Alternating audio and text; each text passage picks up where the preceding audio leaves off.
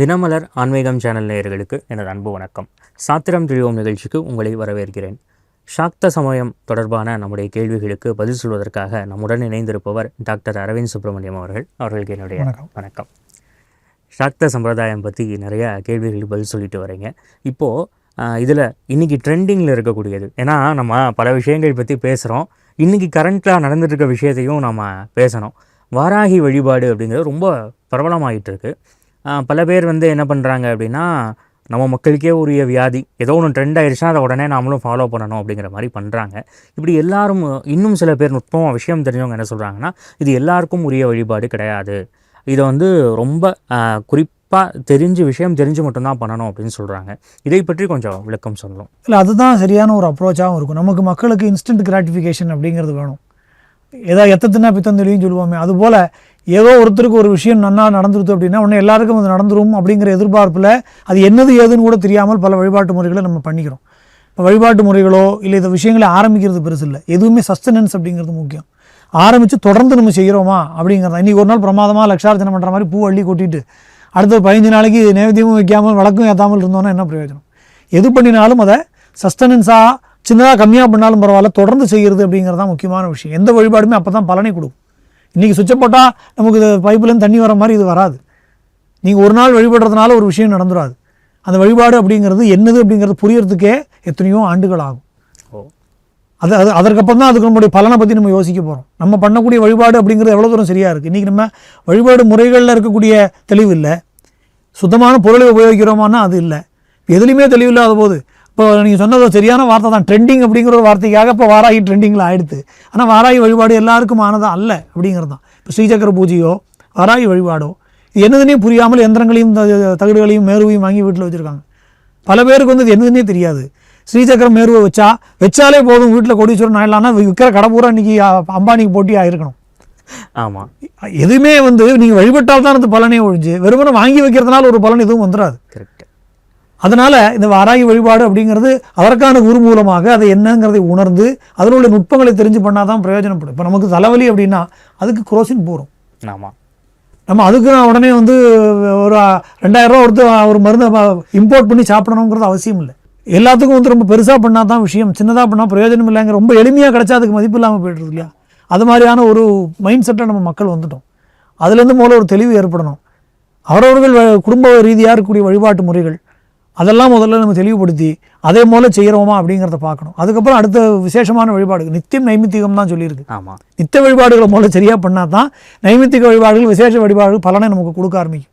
நீங்கள் அடிப்படையே கோளாறில் இருக்கும்போது நீங்கள் ஒரு வாராகி படத்தை மாட்டி வைக்கிறதுனாலையோ இல்லை வாராகி சிலையை வாங்கி வைக்கிறதுனாலையோ உங்களுக்கு பலன் கிடைக்குமான்னு எனக்கு சொல்ல தெரியல.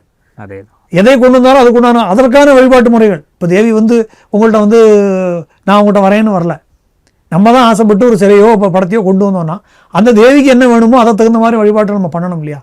ஆமாம், நம்ம என்னென்னா நம்முடைய லைஃப் ஸ்டைலை மாற்றிக்க மாட்டோம், நம்முடைய கம்ஃபர்ட்ஸையோ சௌகரியங்களையோ கொஞ்சமும் குறைச்சிக்க மாட்டோம். எனக்கு சௌகரியப்படி தான் நான் எல்லாம் செய்வேன், ஆனால் தேவி மாத்திரம் எனக்கு பலனை கொடுக்கணும்னா எப்படி கொடுக்க முடியும்? அப்போ இதையுமே ஒன்றை இழந்தால் தான் ஒன்றை பெற முடியுங்கிற மாதிரி கொஞ்சம் உழைக்க தயாராக இருக்கணும். அந்த வழிபாட்டு முறைகளுக்காக நம்ம மாற்றிக்க தயாராக இருக்கணும். அதெல்லாம் இருந்தால் இதெல்லாம் நம்ம எடுத்துக்கலாம். அதற்கு எதுவுமே நான் தயாராக இருக்க மாட்டேன், சும்மா ஃபோட்டோ யாரோ ஒருத்தன் சொன்னாங்கிறதுக்கு வேண்டி பண்ணுறீங்கன்னா தயவு செஞ்சு பண்ணாதீங்கன்னு தான் சொல்லணும். நிச்சயமாக. இப்படி சொல்லும்போதே இந்த வாராகி அம்மனை சமீபமாக ஒரு ஜெயின கோவிலுக்கு போயிருந்தேன். அங்கே வராகர் இருந்தார், வாராகி இருந்தாங்க. அதே போல் பௌத்த மதத்துலேயும் இந்த மாதிரியான சாக்த தெய்வங்கள் இருக்கிறத பார்க்குறோம். நீங்கள் முன்னாடியே சொன்னது போல் தாரா தெய்வம் எல்லாம் உண்டு. இதெல்லாம் எப்படி ஜெயின பௌத்தர்களும் கூட அந்த சக்தி தெய்வங்களை ஏற்றுக்கிட்டாங்க? இல்லை, ஜெயின பௌத்தர்கள் கிட்டத்தட்ட நம்முடைய எல்லா தெய்வங்களையுமே ஏற்கக்கூடிய மரபுகள் ஜெயின பௌத்தத்தில் நிறைய பிரிவுகள் உண்டு. அதே போல் இந்த பிரிவுகள் எல்லாமே நம்மளை போலவே தெய்வங்களை வழிபடக்கூடியவர்களாக இருக்காங்க.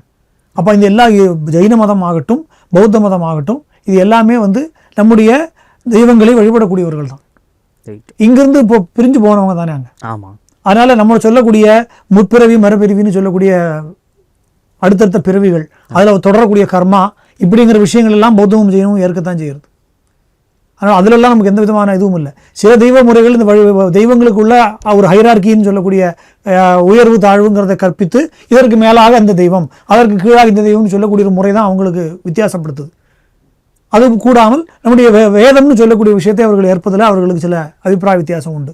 இந்த மாதிரியான சில வேறுபாடுகளில் தான் பௌத்தமும் ஜெயினும் நமக்கு விரோதமாக ஒரு கருத்துக்களை கொண்டவர்களாக இருக்கிறார்கள். மிச்சபடி நம்ம வழிபடக்கூடிய தெய்வங்களை ஆதி காலத்திலிருந்தே அவர்கள் நம்மளிடந்து எடுத்து வழிபடக்கூடிய முறையை நம்ம பார்க்கத்தான். இந்திரன் உண்டு, இது மாதிரியான பல தெய்வங்களை அங்கே அந்த அந்த ஜெயின பௌத்தங்களையும் வழிபடத்தை பார்க்குறோம். நம்ம கணபதி உண்டு முக்கியமாக.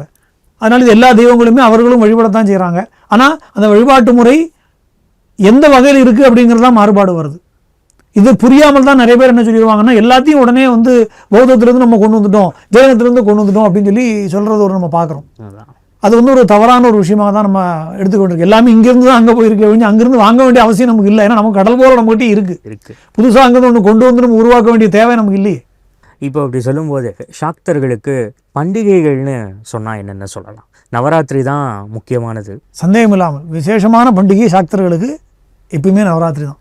முதன்மையான பண்டிகை அப்படிங்கிறது நவராத்திரி. இது இல்லாமல் எல்லா மாதமும் வரக்கூடிய பௌர்ணமி, எல்லாரும் ஒதுக்கக்கூடிய அஷ்டமி, நவமி, இதெல்லாம் சாக்தர்களுக்கு ரொம்ப விசேஷமான நாட்கள். மாத பிறப்பு, பருவான்னு சொல்லுவோம். இந்த பருவாக்கள் எல்லாமே விசேஷமான நாட்களாக சாக்தர்களுக்கு சொல்லப்பட்டிருக்கு. சதுர்தசியே நம்ம ஒரு நவராத்திரி, புரட்டாசி நவராத்திரி மட்டும் தான் 4 நவராத்திரிகள் சாக்தர்களுக்கு சொல்லப்பட்டிருக்கு. நம்ம வசந்த நவராத்திரி, ஆஷாட நவராத்திரி, மாக நவராத்திரி, இந்த புரட்டாசியில் சாரத நவராத்திரி. இது சாரதான சரஸ்வதி இல்லை, சரத்காலத்தில் வரக்கூடிய நவராத்திரிங்கிறதுனால சாரத நவராத்திரி. அப்படி 4 நவராத்திரிகள் சாக்தர்களுக்கு விசேஷமாக சொல்லப்பட்டிருக்கு.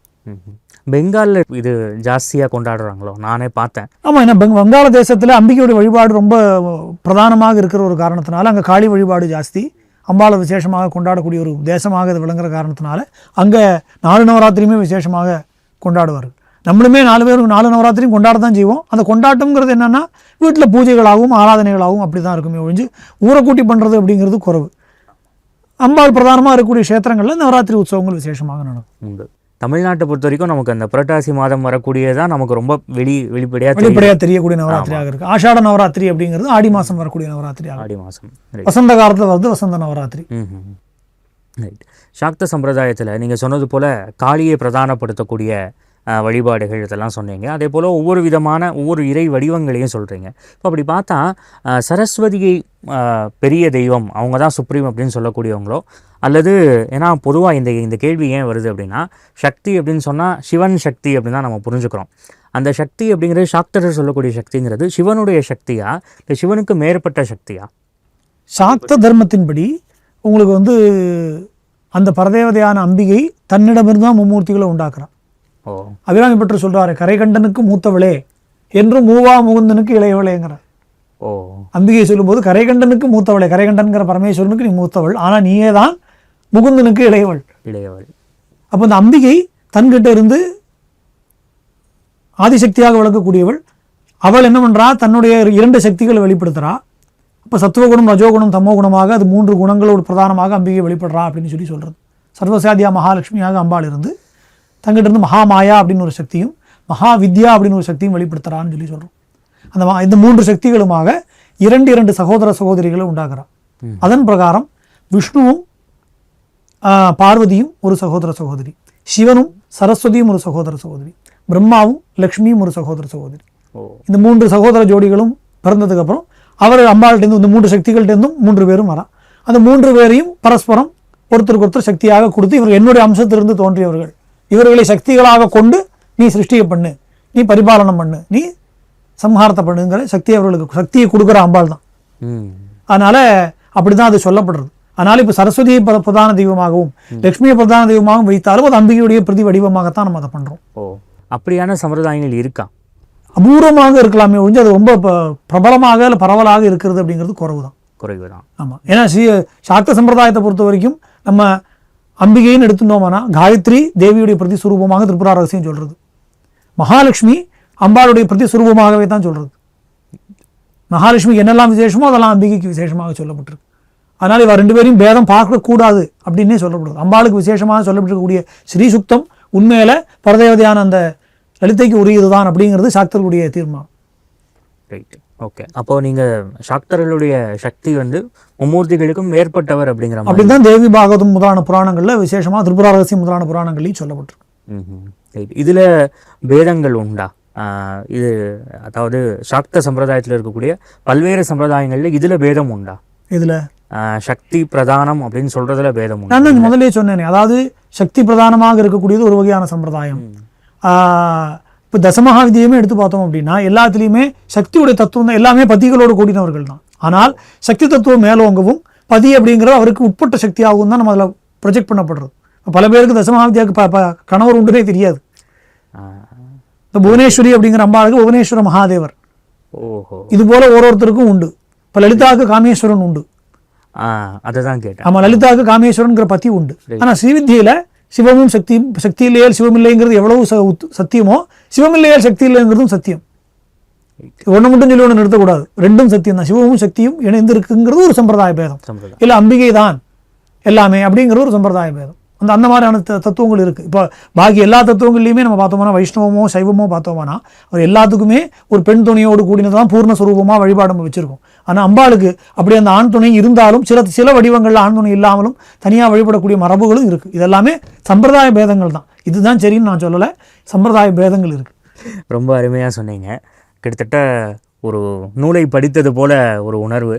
ஏன்னா சாக்தம் அப்படின்னாலே ரொம்ப விஷயம் தெரிஞ்சவங்களுக்கு தான் தெரியுது, இப்போ ஒரு சம்பிரதாயம் இருப்பதே தெரிகிறது. இன்னும் சிலர் நீங்கள் சொன்னது போல் பல தவறான புரிதல்கள் இருக்குது. இதை பற்றியெல்லாம் ரொம்ப விளக்கமாக சொல்லி இதுதான் அப்படின்னு சொல்லி பின் பாயிண்ட்டாக சொன்னீங்க. உங்களுடைய நூல்கள் பற்றி இன்னும் கொஞ்சம் டீட்டெயிலாக சொன்னால் நல்லாயிருக்கும். என்னுடைய நூல்கள் நான் ஏற்கனவே சொன்னது போல் லலிதா மகாத்புர சுந்தரியை பற்றி இருக்கக்கூடிய நூல் லலிதையின் கதைங்கிற பேரில் அந்த கம்ப்ளீட்டான அந்த புத்தகத்தை எழுதியிருந்தோம். மகாத்மியம் தேவி மகாத்மியம் சண்டிகையின் சரிதமாக 15 திதிநித்யா தேவிகள் அமாவாசையிலேருந்து பௌர்ணமி வரைக்கும் இருக்கக்கூடிய பிரதிபன் முக்கியராக அந்த திதிமண்டல பூஜை தான் இந்த சஹஸ்ரநாமம் சொல்கிறது. பிரதமையிலிருந்து பௌர்ணமி வரைக்கும் இருக்கக்கூடிய 15 நித்யா தேவிகளும் அம்பாளை சுற்றி என்றைக்குமே இருக்கா, அம்பாளுடைய பிரியப்பட்டவர்களாக இருந்து இருக்கான்னு சொல்லி லலிதா சஹஸ்ரநாமத்திலையும் வருது, சரித்திரங்களும் வருது.